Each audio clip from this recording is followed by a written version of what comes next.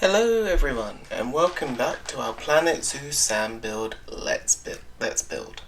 I'm Gary, and today we're going to be making some tweaks to our grassland habitat to include some more ways of reducing the animal's stress, and we're also going to build an elephant enclosure and a giraffe's enclosure, and then make some final decorative theming to the zone so that it's finished. So, I started by building the elephant enclosure, and this was a challenge because at first it was too small, and then the shelter was too small, and then there wasn't enough water, so then I made the enclosure bigger with a bigger swimming pool, and then there wasn't enough roaming land, and it was just it was too cramped for them to start with. So I started with this enclosure, and even as I was building it, I thought this is too small. For 2 elephants, it's far too small, and then if these elephants have babies, then it's going to be far too small to have a family of elephants in it. So, yeah. So I had to make several adjustments to this elephant enclosure. So, fun fact. Did you know that elephants can drink up to 50 gallons of water a day? So that would be why they need a bigger pool. With 2 elephants, that's 100 gallons of water a day. Throw in a baby, you got 150 gallons, and so yeah, it makes sense. So one of the elephants I bought was injured, so I had to send him to the vet. And once the elephant was in, I started looking at the train and putting in some planting just to make it a really nice habitat for them. So yeah, this elephant, I think that's the she.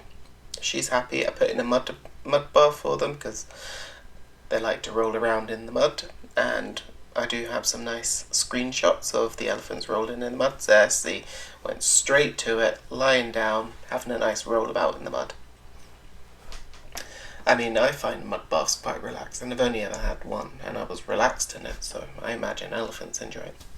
So now I'm trying to fit in a bigger shelter for these elephants, and I went for this one because it fit. And then I went and expanded the enclosure, so almost pretty much doubled it in size. And even then, it was just right. It was just in that green on the bar. So yeah, elephants really do need a lot of space, which makes sense. They're big animals. So this is me adding in the new pool, and then suddenly the amount of roaming space is in orange, so I had to go back in and tweak it, and yeah. So they've got a nice varied amount of terrain, and then it's still in the orange, so I removed the other pool, and then I get the balance just right in this elephant enclosure, which is brilliant. Done, dusted. So what I then do next is I go around and I start adding a couple more theming bits. So some more lights, some more benches, some more bins and security cameras, because I'm noticing my barriers are getting damaged quite a lot. There's a lot of litter around. It's very dark at night. So just add in a bit more, add some education points, and yeah, just make it a bit more zoo-like. Although I've never been to a zoo that's open at night. They usually shut about 6-7 o'clock. So if there's a way to do that, I've not actually really explored the management panel, so maybe there is a way to make sure my zoo shuts at night. Because I couldn't imagine trying to sleep with all these people wandering about and being noisy and stuff. So I can only imagine how the animals feel. Maybe that's why my grassland animals are so stressed all the time. So what I'm thinking is, because we're going to be moving on to a new zone, I think as a buffer between the zones, I need to have a staffing path sort of thing so that the electricity and everything can go and make sure it covers everywhere. Because you'll see later in the video I had to put transformers and solar panels and water heaters all over the place just so that I could make sure everything's functioning. So before I moved on to the giraffe enclosure, I went into all the different enclosures and I released some animals into the wild, made sure everyone was happy and that they were getting grade 3 food, because by default they get grade 1 food, which isn't the best, and I only want the best for my animals. And I keep going back to this grassland enclosure because the animals are getting stressed and then I have protesters appearing in my park. So I need to rework this grassland enclosure. So what I'm building now is the giraffe enclosure. So pretty standard. I build the path around it and then I start adding the barriers. So we're going for the glass barrier with a nice stone one, so that they do get some privacy. Maybe that's what the grassland one needs, because it's glass all the way around, so maybe they need some stone work so that they do have a place that they can hide. So did you know, that's fascinating, giraffes are fascinating animal, and did you know that they only sleep for 2.6 hours per day and they spend most of their time grazing for food? A bit like me, I have insomnia, so I don't sleep very much, and I could quite easily just graze away on food all day. So I have to be quite strict with myself about not eating too much food. So I'm back in this elephant enclosure and making sure that their food is a grade 3 food. And then we come back to the giraffe enclosure. And I start this time by adding on the cameras and the benches and the bins and the education points all the way around, just so that that's done, because I seem to forget that quite a lot. And then I start working with the terrain. Now that the giraffe's in, I can see what they want, what they need, and then I add them a nice shelter. I went for the Africa one this time, so that we've got that nice thatched roof. Add in some bedding, make it nice and cozy and comfy for them, some nice feeders, some enrichment things that they can play with, and just plenty of grazing points so that they can do their natural thing and just go about grazing most of the day. Add in some trees for them and some scratching posts, and they seem to be quite happy with it because we do have a baby giraffe by the end. So that was quite nice. And now that the giraffe enclosure's done, and people were asking for a donation bin, so I just stuck it down thinking, we've got unlimited money, we don't need your donations, but thanks anyway. We'll give it to charity. So I went around and made sure the habitats had all the benches and the lightings and the education points. And another interesting fact about giraffes for you, they have a unique way of walking and moving. Both of the legs on one side of their body move at the same time, and that's called pacing.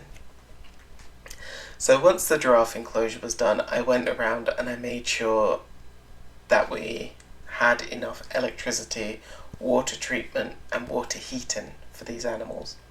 And this is where that whole idea of I need to have a staff path going around every zone, between each zone, so if we have a fence, and then we can have a staffing zone with the electricity and water, and then the fence to the next zone so that everything can be reached.